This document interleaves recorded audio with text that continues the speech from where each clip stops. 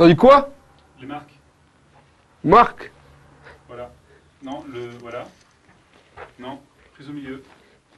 Ok, et là le sommaire. Le sommaire. Vas-y. C'est bon? Ouais, le sommaire. Le sommaire. C'est bon? Ouais. Ouais. Encore? Non, tu dis ce qu'il y a dans le sommaire. Tu sais pas? Regarde là. Je sais pas lire.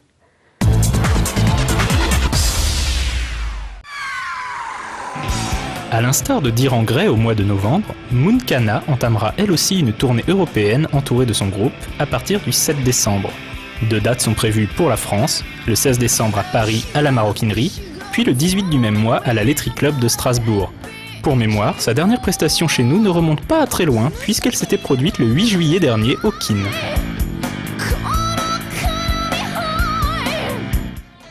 Si vous jouez à Super Paper Mario en anglais, espagnol ou allemand, méfiez-vous car le jeu souffre d'un bug lors du niveau 2-2. En effet, après avoir parlé à Mimic, celle-ci vous demandera de rendre visite à Merly. Pour cela, il faudra éviter le piège couvert de pics situé au plafond. Une fois l'épreuve passée, le joueur a la possibilité de récupérer la clé, puis de parler à Mimic. Cependant, si vous décidez de lui parler avant de prendre la clé, le jeu va tout simplement freezer. Nintendo précise que ce problème n'affecte en rien l'état de la console et propose d'ores et déjà d'échanger les jeux défectueux.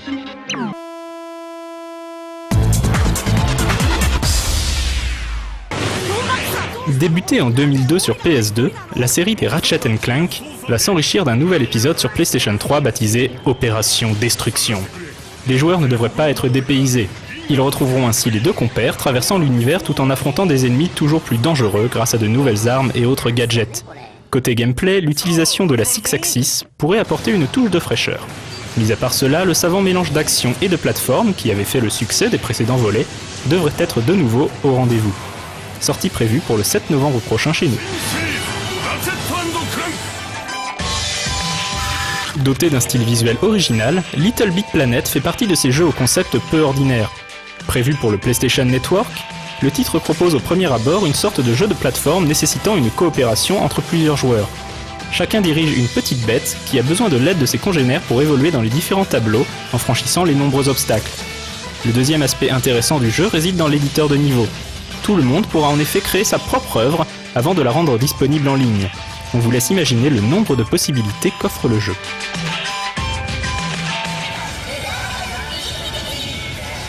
Pour terminer, voici une vidéo d'Agares Senki, un tactical RPG orienté Heroic Fantasy, qui sortira le 27 septembre prochain sur PS3 au Japon.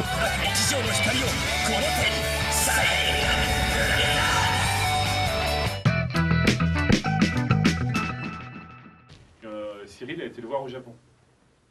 Le- Faut que tu dises ça. Ça va être facile de l'envoyer au reportage. Essaie d'être pas trop mal parce qu'après on va lui envoyer le reportage. Donc Régis, essaie de bien présenter le truc quoi. Kotabe, le dessinateur de Heidi, Petite fille des montagnes. Et tu sais quoi? Après avoir fait Heidi, il a été repéré par Nintendo et c'est lui qui dessine Mario depuis 15 ans. Ouais, tous les dessins passent entre ses mains, des jaquettes, des jeux et tout. Et c'est lui.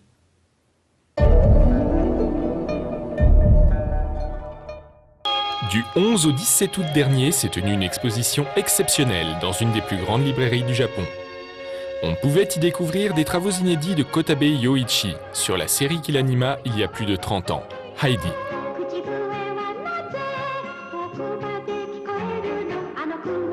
Rappelons que Kotabe Yoichi est un des plus grands animateurs que le Japon connaisse et qu'il a travaillé sur le design des personnages et des jeux de Nintendo pendant 22 ans.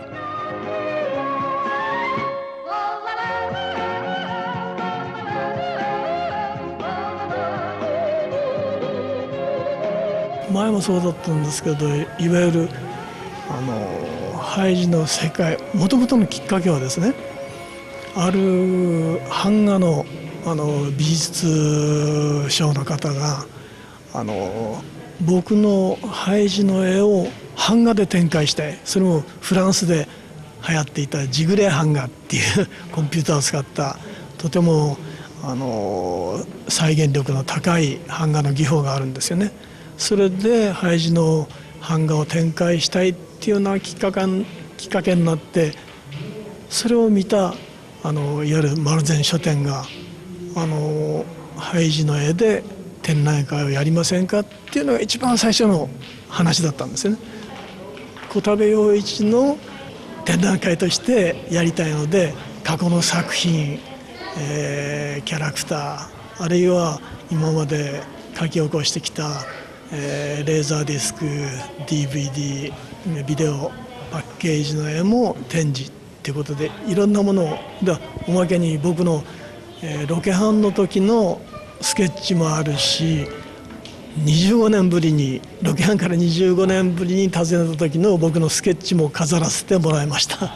以前2回、展覧会の経験はあるんですけれども、描きたい場面がいっぱいあるんですよね、ハイジの世界でも。ですから過去に、描いた場面もあるんですけれども、新しく、その半分ぐらいは書き起こしました。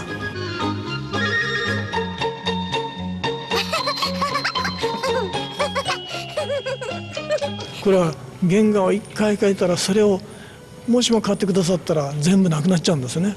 で、新しい絵を作らなきゃいけないんで、僕としてはとても大変なことなので、今回やってみて思ったのはね、もうあまりにも大変すぎて、この先続けられるかどうか心配になってきました。それと僕個人でですね、アニメーションと同じフィルム、あるいはセルのような絵で展開したんでは何の違いもなくて面白くないですね。僕は僕でもう少し僕が持ってるハイジの世界、なんて言いますかね、それも水彩ではっと空気感のあるものを描きたいなと思って、こういうふうな淡い色の調子とか柔らかさとか明るさとか、そんなものを表現したいと思って描いています。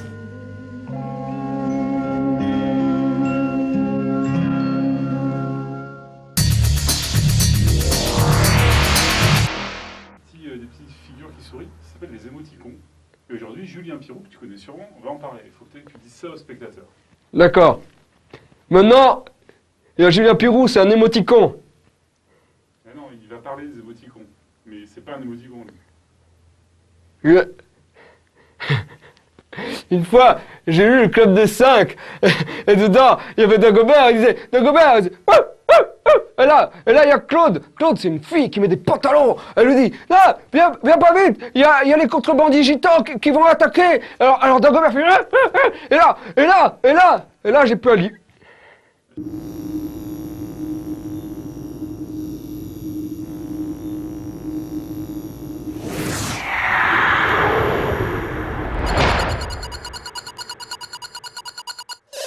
C'est quoi? Quoi? C'est quoi? Quoi? C'est quoi? Quoi? Bah les smileys. Ouais. Bah ça a été inventé il y a pas longtemps sur les forums Non. pour dire qu'on rigole. Non, c'est pas vrai. Celui qui l'a inventé, c'est mon cousin. Mon cousin, il l'a inventé sur MSN. Jean-Jacques Smiley? Ouais, non, il s'appelle Kevin. Ah. Il l'a inventé sur MSN et après les forums, ils ont recopié. Oh mais c'est pas vieux. Non, c'était à 2 ans, 3 ans maximum. Ouais. Objection! D'abord, il faut bien différencier le smiley de l'émoticône. Le smiley désigne uniquement la petite pastille jaune et souriante inventée en 1963 par le designer Harvey Ball. L'émoticône, et c'est à ça que font référence nos deux zouaves, l'émoticône voit ses origines remonter au milieu du 19e siècle. À l'époque, les guides des opérateurs télégraphiques recommandaient l'utilisation d'un ou plusieurs chiffres pour remplacer des expressions usuelles. Ainsi, on utilisait 88 pour Love and Kisses. De nos jours, on emploie 88 pour toute autre chose. La première émoticône de l'histoire, vous n'allez jamais le croire, mais elle a vu le jour en 1912. À l'époque, un certain Ambrose Bierce proposait qu'on utilise un nouveau signe de ponctuation à la fin des phrases satiriques. Ce signe de ponctuation ressemblait à un sourire. Et il y a d'ailleurs plusieurs anecdotes autour de la jeunesse finalement de l'émoticône, notamment en 1969, dans un entretien accordé au New York Times, le grand écrivain Vladimir Nabokov, auteur notamment de Lolita, répondait à une question du journaliste qui lui demandait où vous placeriez-vous par rapport aux autres grands écrivains. Il lui répondait donc « J'aimerais qu'il existe un signe typographique représentant un simple sourire avec lequel je pourrais vous répondre. » Nabokov aurait été comme un poisson dans l'eau sur MSN. Et les émoticônes modernes, les émoticônes ASCII, ont quant à elles été sinon inventé, au moins officialisé en 1982 par Scott Fahlman, un professeur de l'université Carnegie Mellon aux États-Unis, professeur d'informatique qui, sur les forums internes à l'université de sa section, recommandait l'usage en fait de symboles pour différencier les sujets sérieux des sujets humoristiques. Et les deux symboles qu'il proposait étaient les émoticônes que l'on connaît tous, nous les geeks. Il s'agit bien sûr du visage souriant et du visage grimaçant. Elle est connectée. J'espère qu'après 3 mois, je vais enfin voir une photo. Oh bah je savais pas. Tu sais pas quoi? Je savais pas qu'il connaissait des filles. Moi, je savais pas qu'il avait un MSN.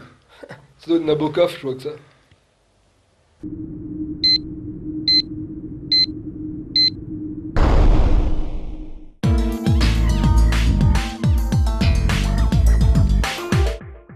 Non, Non. non, enregistreur. Non. C'est pas bien. Non, Susuka. Non, enregistreur. Mais sushi. Sushi. Sushi. Pareil. Non, enregistreur. C'est Non. pas convenable. Les Toko Café mangent des sushis.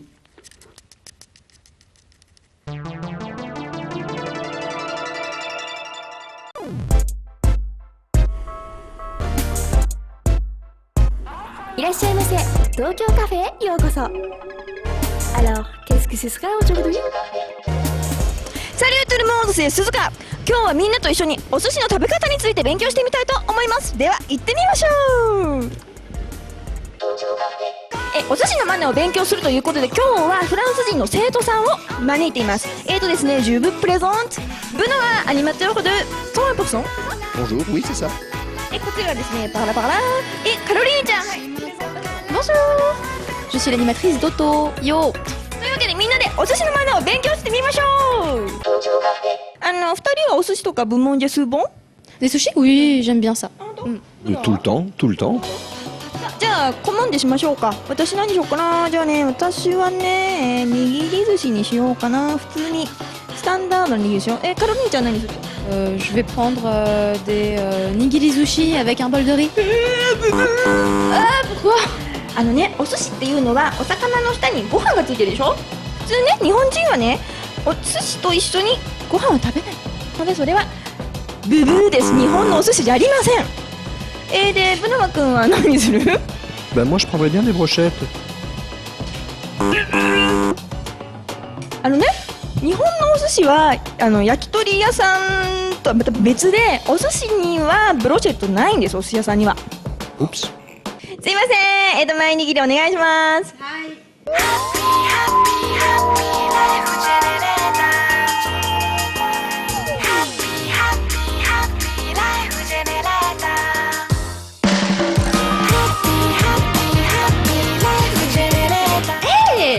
ちょっとダメでしょ、バゲットで遊んじゃね、フランス人もナイフとフォークで遊ばないでしょ。日本人もバゲットで遊ばないの。C'est pour manger. Jamais jouer avec des baguettes. OK? はい、じゃあどうぞ、カロリーちゃん。すごい綺麗。Sugoi, c'est super joli. Ça a l'air vachement. はい、ブノワ君も来ました。わーい。カロリーちゃん、ブーブー。お箸置いて、お箸は手に持ったままいろいろやっちゃいけません。のがお醤油。だからブーブー。お箸で刺しちゃいけません。これは醤油って言って、c'est soja、ソースドソジャ。ブノワ、ストップ。お醤油っていうのはすごい日本古来の大切なおソースで、そのいっぱいなみついちゃったらダメです。これね、足りなくなったらコンセフィにこんなんでいいです。bien sûr。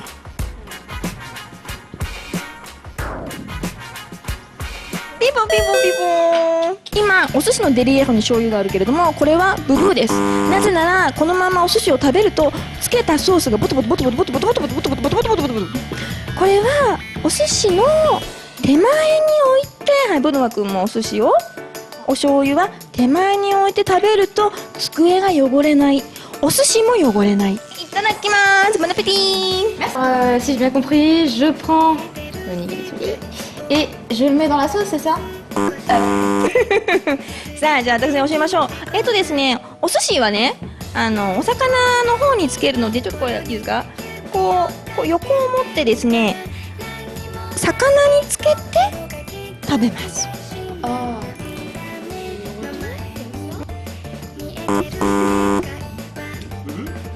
間違った間違ったんだ、ごめんごめん。 Je peux tremper le poisson? Pareil comme ça alors, c'est plus facile. これは悪いです。これダメです。Il faut jamais faire ça。そう、これわさび。これがわさびですね。おいしい？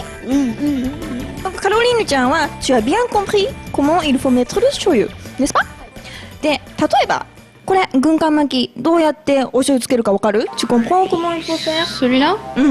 Essaye。どうすると思う？頑張って。attends. ここでなんと便利なガリ。これが役に立ちます。C'est très utile。こうね、パンソーのようにして、こうやっていただきます。食べます。ですね、これ炙りサーモン。le mi-cuit、サーモンmi-cuit。これはほら、黒じゃないんですよ。これね、ブワーって炙るんですよ。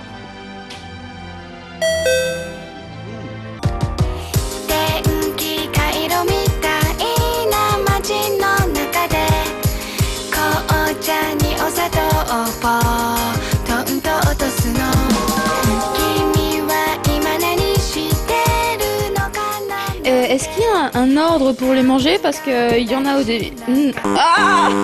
Il faut jamais parler avec des baguettes. Je t'avais déjà dit. Bon, ouais. Bien.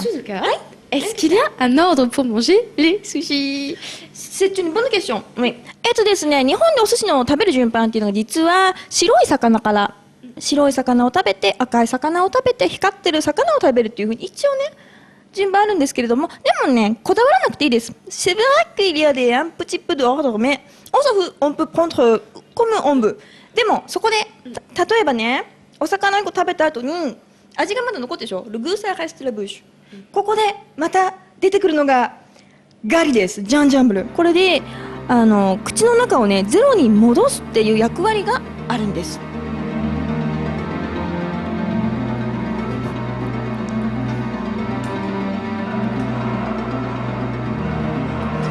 ちょっとブノはそれ実はいいんです。なんとですね、日本の伝統的なお寿司屋さんでは江戸前握り、江戸前寿司っていうね、こう手で食べるのが粋で、それは OK なんです。Ah bah je savais pas, c'est génial. ということで今日はお寿司の食べ方について勉強してみました。みんなも美味しくお寿司を食べてね。コブネコンブブレ。ちょっと。